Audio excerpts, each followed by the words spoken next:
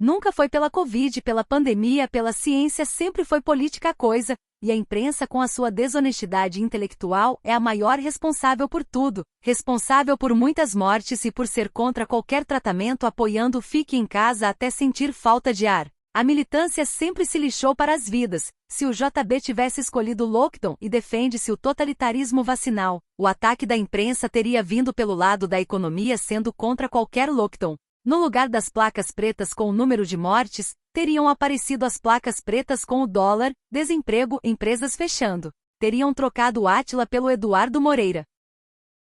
Matt Schlapp é um republicano ligado ao ex-presidente Bush. Também é ligado ao Rupert Murdoch da Fox News, que além de apoiador de Trump, injetou muito dinheiro no Partido Trabalhista inglês. Matt é um desordeiro profissional, tendo participado da organização de vários protestos que visavam questionar o sistema eleitoral americano. Em 2000 ele fez tudo para impedir a contagem de votos na Flórida. O mesmo ocorreu em 2020, quando alegou fraudes no estado de Nevada. Matt recebe mais de 3 milhões de reais anualmente só do PAC. Matt também foi acusado de estupro.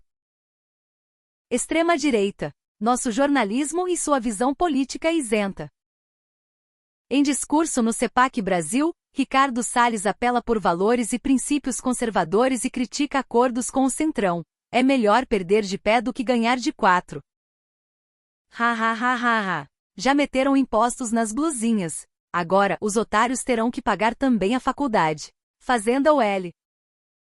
O modelo judiciário acima de tudo e de todos, é bom para quem? Não parece bom nem para a justiça, nem para a democracia e nem para o Estado de Direito e muito menos para a liberdade.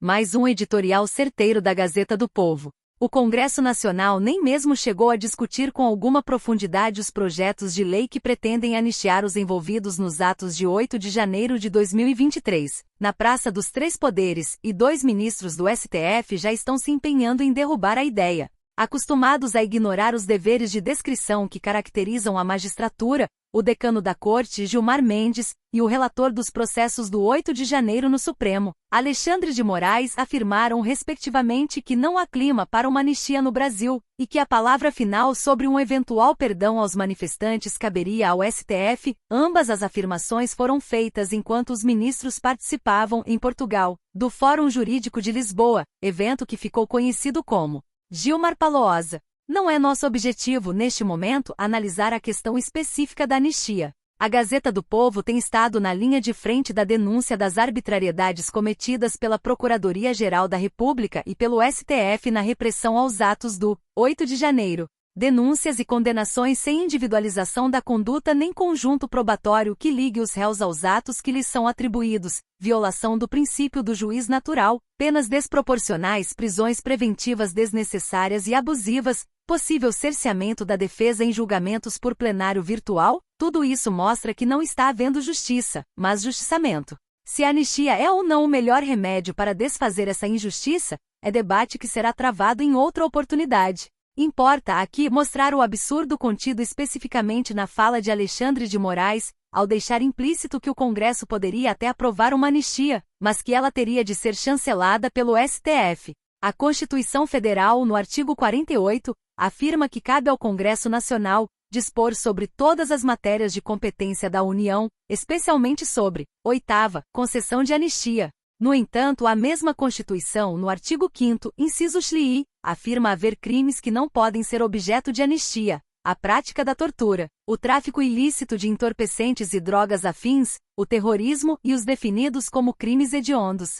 Por sua vez, a Lei dos Crimes Hediondos, 8.072/90, não lista entre eles os crimes contra o Estado de Direito pelos quais centenas de brasileiros estão sendo condenados.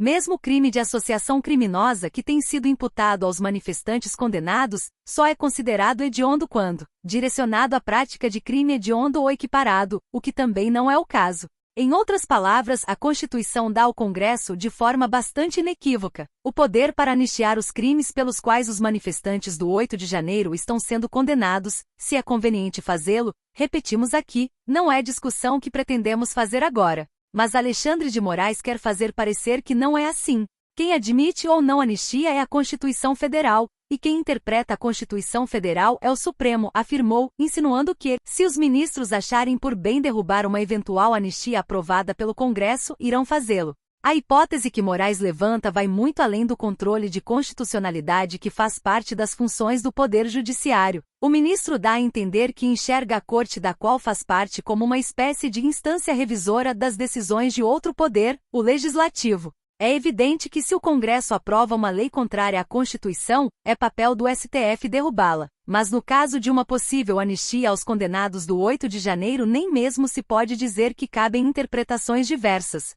A Carta Magna diz que o Congresso pode aprovar anistias, e lista os crimes que não podem ser anistiados. Se os crimes dos quais os manifestantes estão sendo acusados não estão nestas exceções, e de fato não estão, uma anistia seria constitucional. Para decidir o contrário, o STF estaria diminuindo arbitrariamente os poderes que a Constituição deu ao Congresso Nacional. Isto sim, uma violação enorme e antidemocrática da Carta Magna. Há bastante tempo o Supremo vem rebaixando o Congresso Nacional, com os ministros tomando para si o papel de legisladores.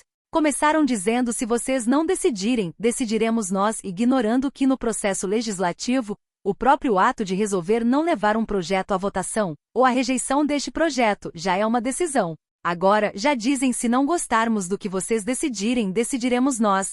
Isso tem valido em assuntos dos mais diversos, da definição do que é crime à governança de estatais, passando pelas políticas tributária e fundiária. A manifestação de Moraes sobre a possível anistia demonstra que já nem é preciso esperar que uma lei seja aprovada e contestada no STF. O ativismo judicial partiu para a fase do ataque preventivo neste caso, com o objetivo de preservar as decisões abusivas que vêm do próprio Supremo.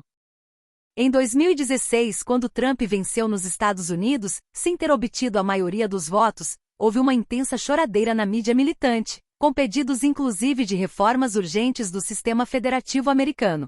Desta vez, a vitória à esquerda na França vem sendo cantada em prosa e verso pela mídia tupiniquim, ainda que a grande vitoriosa na contagem geral de votos tenha sido a ultra-mega-blaster extrema-direita, que só não governará o país porque houve um acordão de última hora entre Macron e a extrema-esquerda para a retirada de mais de 200 candidaturas, de ambas as partes, no segundo turno. O quadro é do NYT. O neoliberal, Macron finalmente mostrou a sua verdadeira índole antidemocrática e será engolido pelo radical Mélenchon e seu séquito de fanáticos. A questão é saber se a França resistirá a um governo de extrema-esquerda.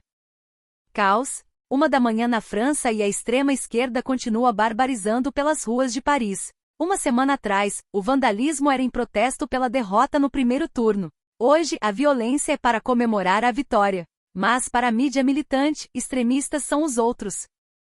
Essas eleições da França doeram no meu coração como doeram as eleições do Brasil. Uma grande coalizão em Paris calou a voz da França. O sistema é brutal e o cerco está fechado.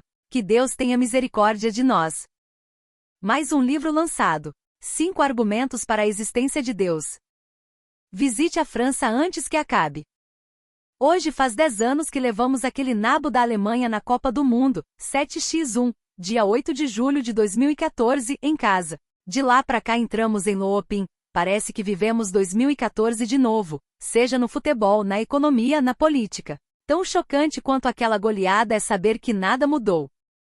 1. França na Primeira Guerra. Em frangalhos foi salva pela entrada dos Estados Unidos. 2. França na Segunda Guerra. Saco de pancada da Alemanha, franceses foram salvos pelos Estados Unidos e Inglaterra. 3. Como será na Terceira Guerra? A mesma coisa.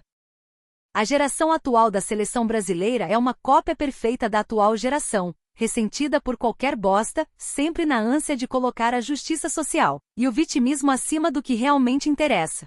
Futebol é um esporte de homens, norteado pelo amor à camisa que se veste. Isto é tudo o que você precisa saber sobre o Pravda brasileiro. A manipulação, a distorção, a mentira a serviço de um Estado repressor de toda e qualquer oposição ao regime. Um título que fala por si, extrema-direita, o epíteto ideal para, se possível, terminar no paredão. Muita gente resumiu os resultados da eleição de ontem na França usando uma cena magistral de Casablanca. Nela, a Marselhesa emerge em reação à cantoria nazista. Uma metáfora de resistência ao totalitarismo. Mas o hino que se ouviu em Paris foi outro, a Internacional Socialista. Lula vem sendo agente do grande capital há décadas. Por isso ele era o líder dos trabalhadores, porque era aprovado pelos patrões, por isso que ao tomar o poder ele protegeu Sarney, o caudilho que analfabetizou o Maranhão e a quem Lula fingiu combater por décadas.